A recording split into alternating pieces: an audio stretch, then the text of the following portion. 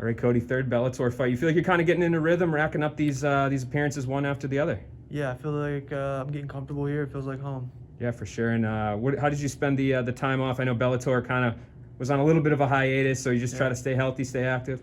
Yeah, I went home for a few weeks over the holidays, Christmas and New Year's, and then I've been back in American Top Team ever since. So just training and getting better. Yeah, and speaking of ATT, I saw you got some rounds in with Dustin Poirier recently. Yeah. Is that a new addition to your training lineup? Yeah, I trained with him a little bit when I first came down, and then we've been on different schedules, and he's a southpaw and a lot of different things. But I'm fighting a southpaw, and he was able to give me some rounds, so it was awesome. It's good work. And I know you've spoken highly of American Top Team in the past, but when you have a sparring partner like that, a training partner, I mean, you got to be like, man, there's no question that I'm in the right place. Yeah, what better partner in the whole world to get ready for a southpaw? The best 155er in the world. He's a southpaw. Yeah, how do you think he does in the trilogy? I think he's gonna win, of course. I think he's gonna get the job done. Yeah, no doubt, man. And I guess the first two fights that you had, I think was the first time that the mainstream audience got to see you. So you obviously did a lot right. You got two finishes. What do you think you could improve on from those first two performances? The first fight, there's not too much, right? That 1 minute fight, I think. Right. The second fight, picking my shots better on top. I kind of was quality over quantity. I think I could do. Throwing a whole bunch of shots, but not a lot of them were heavy. Maybe I could work better on that. Just a lot of little things, but I'm figuring them out.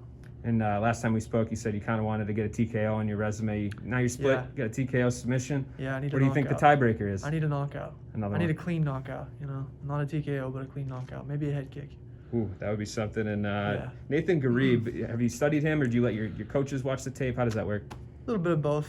I watch a little bit, they watch a little bit, but I mean, we get the gist. Southpaw, keeps his hands low.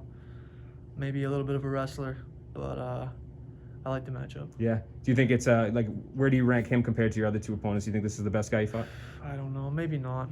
No, it's so hard to say, because you're watching guys against lower competition. When I'm watching these guys, they're fighting guys that are against lower competition. So how good are they really?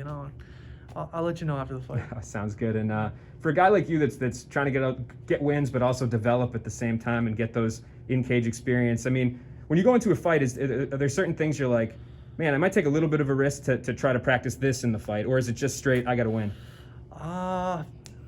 Neither. I think I'm just flowing in there. You know what I mean? I just react.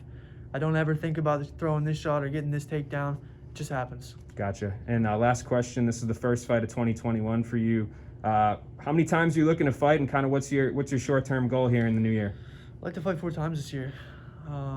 Hopefully 4, maybe 5, who knows? That might be a bit of a stretch, but 4 would be nice. 4 is what I'm looking for. Awesome. Well, good luck with number 1 on Friday, man. Thank you.